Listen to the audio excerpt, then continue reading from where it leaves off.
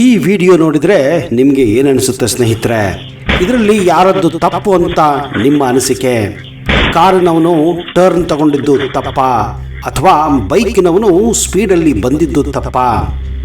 ನಿಜ ಹೇಳಬೇಕೆಂದರೆ ಇಲ್ಲಿ ಇಬ್ಬರದ್ದು ತಪ್ಪೇ ಇದೆ. ಒಬ್ಬನು ರಾಂಗ್ ಟೈಮಲ್ಲಿ ರಾಂಗ್ ಸೈಡಲ್ಲಿ ಟರ್ನ್ ತೆಗೆದುಕೊಂಡಿದ್ದಾನೆ, ಇಂಡಿಕೇಟರ್ ಕೂಡ ಹಾಕಿಲ್ಲ. ಆದರೆ ಅದೇ ದಾರಿಯಲ್ಲಿ ಚಿಕ್ಕ ದಾರಿಯಾಗಿದ್ದರಿಂದ ಸ್ಪೀಡಲ್ಲಿ ಬಂದಿದ್ದ ಬೈಕು ನೇರವಾಗಿ ಆ ಕಾರಿಗೆ ಡಿಕ್ಕಿ ಹೊಡೆದಿದೆ. ಅಂತ ಚಿಕ್ಕ ರೋಡಲ್ಲಿ, ಅಂತಹ ಈಸಿಯಾಗಿರುವಂತಹ ರೋಡಲ್ಲಿ ಆ ಸ್ಪೀಡಲ್ಲಿ ಬರೋದು ನಿಜಕ್ಕೂ ತಪ್ಪು. Speed thrills but kills. ಹೌದು, ಪ್ರತಿ ಬೆಳಗ್ಗೆಯೂ ನಾವು ರಸ್ತೆ ಮೇಲೆ ಹೆಜ್ಜೆ ಇಡುವಾಗ ನಮ್ಮ ಗುರಿ ಕಚೇರಿಗೋ, ಶಾಲೆಗೋ ಅಥವಾ ಮನೆಗೋ ಹೋಗುವ ದಾರಿ ಇರಬಹುದು. ಆದರೆ ಕೆಲವರಿಗೆ ಆ ಪ್ರಯಾಣವು ಕೊನೆಯ ಪ್ರಯಾಣ ಕೂಡ ಆಗಬಹುದು. ಹೌದು, ಅಷ್ಟು ಭಯಾನಕವಾಗಿವೆ ಇವತ್ತು ನಮ್ಮ ರಸ್ತೆಗಳು, ನಮ್ಮ ಟ್ರಾಫಿಕ್ಗಳು. ಭಾರತದಲ್ಲಿ ಪ್ರತಿ 3 ನಿಮಿಷಕ್ಕೊಮ್ಮೆ ಒಂದು ರಸ್ತೆ ಅಪಘಾತ ಸಂಭವಿಸುತ್ತದೆ. ಪ್ರತಿ 4 ನಿಮಿಷಕ್ಕೊಮ್ಮೆ ಒಬ್ಬನು ಜೀವವನ್ನ ಕಳೆದುಕೊಳ್ಳುತ್ತಿದ್ದಾನೆ. ಇದು ಕೇವಲ ಅಂಕಿ ಗಣಿತವಲ್ಲ, ಸಾವಿರಾರು ಕುಟುಂಬಗಳ ಕಣ್ಣೀರಿನ ಕಥೆ. ಒಂದು ದುರ್ಘಟನೆ ಆದರೆ ಆ ದುರ್ಘಟನೆ ಹಿಂದೆ ಒಂದು ಕುಟುಂಬವೇ ಇರುತ್ತದೆ. ಆ ದುರ್ಘಟನೆ ಕೇವಲ ಆ ವ್ಯಕ್ತಿ ಜೊತೆ ಆಗೋದಿಲ್ಲ, ಬದಲಾಗಿ ಆ ದುರ್ಘಟನೆ ಇಡೀ ಕುಟುಂಬದ ಜೊತೆ ಆಗುತ್ತಿದೆ. ಒಂದು ವೇಳೆ ಆ ಕುಟುಂಬ ಆ ವ್ಯಕ್ತಿಯ ಮೇಲೆ ಅವಲಂಬನೆ ಆಗಿದ್ದರೆ ಆ ಕುಟುಂಬವೇ ಸರ್ವನಾಶವಾಗುತ್ತದೆ. ಹೀಗಾಗಿ ನಿಮಗಾಗಿ ನಿಮ್ಮ ಕುಟುಂಬ ಕಾಯುತ್ತಿದೆ ಅನ್ನೋದನ್ನ ದಾರಿಯಲ್ಲಿ ಹೋಗುವಾಗ, ಅದರಲ್ಲೂ ಸ್ಪೀಡ್ ಆಗಿ ಗಾಡಿಗಳನ್ನ ಓಡಿಸುವಾಗ, ಕಾರನ್ನ ಓಡಿಸುವಾಗ ಗಮನ ನಿಮ್ಮ ಕುಟುಂಬದ ಮೇಲೂ ಕೂಡ ಇರಬೇಕು ಅನ್ನೋದು ಸರ್ಕಾರ ಪದೇ ಪದೇ ಹಲವಾರು ಅಡ್ವರ್ಟೈಸ್ಮೆಂಟ್ ಮೂಲಕ ಹೇಳಲು ಬಯಸುತ್ತದೆ.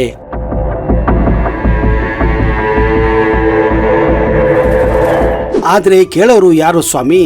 ಸ್ಪೀಡ್ ಬೇಕು, ಥ್ರಿಲ್ ಬೇಕು, ಮೊಬೈಲ್ ಅಲ್ಲಿ ಮಾತನಾಡಬೇಕು, ಶೋಕಿ ಮಾಡಲು ಹೆಲ್ಮೆಟ್ ಕೂಡ ಹಾಕೋದಿಲ್ಲ. ಇಂತಹ ಪರಿಸ್ಥಿತಿಯಲ್ಲಿದ್ದಾಗ ಸ್ವಲ್ಪ ಆಚೆ ಈಚೆ ಆದ್ರೆ, ಯಾವುದೇ ದನ ಕರ ಆಚೆ ಈಚೆ ಬಂದ್ರೆ ಅಥವಾ ಯಾವುದೋ ಒಂದು ಚಿಕ್ಕ ಹಂಪು ಕೂಡ ಬಂದ್ರೆ ನೀವು ಶಿವನ ಪಾದ ಸೇರೋದು ಗ್ಯಾರಂಟಿ. ರಾಷ್ಟ್ರೀಯ ಅಪರಾಧ ದಾಖಲೆಯ ಪ್ರಕಾರ ಅಂದ್ರೆ NCRB ರಿಪೋರ್ಟ್, ಈ ವರ್ಷದ ರಿಪೋರ್ಟ್ ಪ್ರಕಾರ ಭಾರತದಲ್ಲಿ 4.6 ಲಕ್ಷಕ್ಕೂ ಹೆಚ್ಚು ರಸ್ತೆ ಅಪಘಾತಗಳು ದಾಖಲಾಗಿವೆ. ಅದರಲ್ಲಿ 1,68,000 ಜನರು ಪ್ರಾಣವನ್ನ ಕಳೆದುಕೊಂಡಿದ್ದಾರೆ. ಅಂದ್ರೆ ಪ್ರತಿದಿನ ಸರಿಸುಮಾರು 460 ಜನರು ಈ ದುರ್ಘಟನೆಗಳಿಂದ ಸಾವನ್ನಪ್ಪುತ್ತಿದ್ದಾರೆ ಅನ್ನೋದು ಈ ಒಂದು ರೆಕಾರ್ಡ್ ಹೇಳುತ್ತದೆ. ಒಂದು ದಿನದಲ್ಲಿ ಒಂದು ವಿಮಾನ ಪತನವಾದಷ್ಟು ಜೀವಗಳು ಪ್ರತಿದಿನ ರಸ್ತೆ ಮೇಲೆ ಆಗುತ್ತಿವೆ. ರಸ್ತೆಗಳು ಕೊಲ್ಲುತ್ತಿಲ್ಲ, ನಾವು ಕೊಲ್ಲುತ್ತೇವೆ ಎಂದು ಇದು ಸಾರಿಗೆ ಇಲಾಖೆಯ ಘೋಷಣೆ. ಅದರ ಅರ್ಥ ತುಂಬಾ ಆಳವಾಗಿದೆ ಕೂಡ. ಭಾರತದಲ್ಲಿ ಸಂಭವಿಸುವ ಅಪಘಾತದಲ್ಲಿ 80% ಮಾನವ ದೋಷವೇ ಕಾರಣವಾಗಿದೆ ಅಂತ ಹೇಳಲಾಗುತ್ತಿದೆ. ಮೊದಲನೆಯದು ವೇಗದ ಮಿತಿ. ಇದರಲ್ಲಿ ಅತಿ ಹೆಚ್ಚು ದುರ್ಘಟನೆಗಳು ಆಗುತ್ತಿವೆ. 69% ದುರ್ಘಟನೆಗಳು ವೇಗಕ್ಕೆ ಮಿತಿ ಇಲ್ಲದೆ ಗಾಡಿಗಳನ್ನ, ಕಾರುಗಳನ್ನ ಓಡಿಸುವುದರಿಂದಲೇ ಅಪಘಾತಗಳು ಆಗುತ್ತಿವೆ ಅಂತ ಈ ಒಂದು ರೆಕಾರ್ಡ್ ಹೇಳುತ್ತದೆ. ಎರಡನೆಯದು ಮದ್ಯಪಾನ ಮಾಡಿ ಚಾಲನೆ ಮಾಡೋದು. ಹೌದು, ರಾತ್ರಿಯ ಹೊತ್ತಿನಲ್ಲಿ, ದಿನದ ಹೊತ್ತಿನಲ್ಲಿ ವಿಪರೀತ ಮದ್ಯಪಾನವನ್ನ ಮಾಡಿ ರೋಡ್ ಮೇಲೆ ಗಾಡಿಗಳನ್ನ ಓಡಿಸಿಕೊಂಡು ತಾವು ಅಲ್ಲದೆ ಬೇರೆಯವರಿಗೂ ಕಷ್ಟ ಕೊಟ್ಟು ದುರ್ಘಟನೆ ಮಾಡಿ ಸಾಯುವವರ ಸಂಖ್ಯೆ ಅದರಲ್ಲಿ 6% ಇನ್ನು ಮೊಬೈಲ್ ಅನ್ನ ಬಳಸುತ್ತಾ ಚಾಲನೆ ಮಾಡುವುದರಿಂದ 5% ದುರ್ಘಟನೆಗಳು ಆಗುತ್ತಿವೆ ಅನ್ನೋದು ಇತ್ತೀಚಿನ ಒಂದು ಸರ್ವೆ ಕೂಡ ಹೇಳುತ್ತದೆ. ಅತಿಯಾದ ಓವರ್ಟೇಕಿಂಗ್ ಮತ್ತು ಅಸಡ್ಡೆ ಉಳಿದ ಪ್ರಮಾಣದಲ್ಲಿ ದುರ್ಘಟನೆಗಳಿಗೆ ಕಾರಣವಾಗುತ್ತಿದೆ ಅಂತ ಈ ಒಂದು ರೆಕಾರ್ಡ್ ಸಾಬೀತುಪಡಿಸಿದೆ. ಇವೆಲ್ಲವೂ ದುರ್ಘಟನೆಗಳಿಗೆ ಕಾರಣ ಅಂತ ನೀವು ತಿಳಿದರೂ ಕೂಡ ಆ ತಪ್ಪನ್ನ ನಾವು ರೋಡಿನ ಮೇಲೆ ಪದೇ ಪದೇ ಮಾಡುತ್ತಾನೆ ಇರುತ್ತೇವೆ. ವಿಪರೀತವಾಗಿ ಸ್ಪೀಡಿನಲ್ಲಿ ಓಡಿಸುತ್ತೇವೆ. ಬೇಡ ಅಂದರೂ ಮದ್ಯಪಾನ ಮಾಡಿ ಗಾಡಿಗಳ ಚಾಲನೆ ಮಾಡುತ್ತೇವೆ. ಬೇಡ ಅಂದರೂ ಮೊಬೈಲ್ಗಳನ್ನ ಬಳಸುತ್ತಾನೆ ಟೂ ವೀಲರ್ ಗಳನ್ನ ಓಡಿಸುತ್ತಿರುತ್ತೇವೆ, ಕಾರುಗಳನ್ನು ಕೂಡ ಓಡಿಸಿರುತ್ತೇವೆ. ಎಲ್ಲೋ ಒಂದು ಮಾತಿನ ಭರದಲ್ಲಿ ನಿಮಗೆ ರೋಡ್ ಮೇಲೆ ಏನಾಗ್ತಿದೆ ಅನ್ನೋದು ಕೂಡ ಗೊತ್ತಾಗೋದಿಲ್ಲ. ಇಂಥ ಸಂದರ್ಭದಲ್ಲಿ ಅಪಘಾತಗಳು ಆಗೋದು ಕೂಡ ತುಂಬಾನೇ. ಅಷ್ಟೇ ಅಲ್ಲದೆ ಓವರ್ಟೇಕಿಂಗ್, ಅಸಡ್ಡೆ, ಸ್ಪೀಡು ಇವೆಲ್ಲ ಇನ್ನಷ್ಟು ನಮ್ಮ ಪ್ರಾಣಕ್ಕೆ ಕುತ್ತನ್ನ ತರುತ್ತಿವೆ. ಈ ವರ್ಷವೇ 12,000ಕ್ಕೂ ಹೆಚ್ಚು ಅಪಘಾತಗಳು ಮೊಬೈಲ್ ಬಳಕೆಯಿಂದ ಸಂಭವಿಸಿದೆ ಅಂತ ಸರ್ಕಾರ ಹೊರಡಿಸಿರುವ ರೆಕಾರ್ಡ್ ಪಟ್ಟಿ ಹೇಳುತ್ತದೆ. 1 ಸೆಕೆಂಡ್ ಮೊಬೈಲ್ ನೋಡಲು ಜೀವವನ್ನೇ ಕಳೆದುಕೊಳ್ಳುತ್ತಿದ್ದಾರೆ ನಮ್ಮ ಯುವಕರು, ನಮ್ಮ ಜನರು.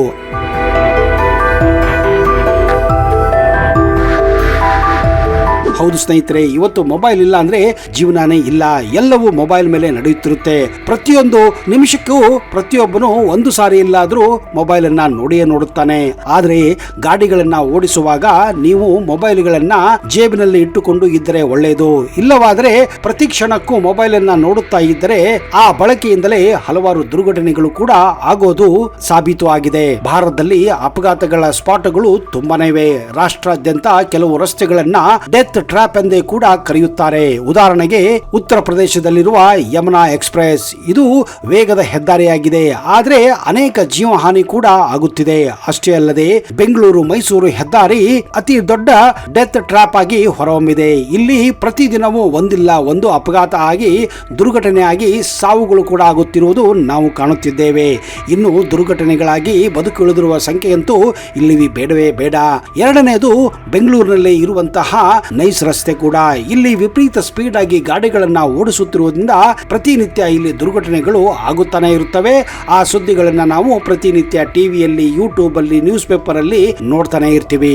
ಇನ್ನೊಂದು ಆಘಾತಕಾರ ಸುದ್ದಿ ಏನಂದ್ರೆ ಅಪಘಾತಗಳಿಂದ ಸಾಯುವವರಲ್ಲಿ 50% ಮಂದಿ 18ರಿಂದ 35 ವಯಸ್ಸಿನವರು.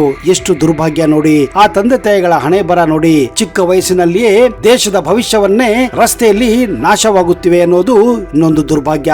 ಯುವ ಶಕ್ತಿ ವೇಗದ ಹುಚ್ಚಿನಿಂದ ಸಾವಿನ ಶಕ್ತಿಯಾಗಿವೆ.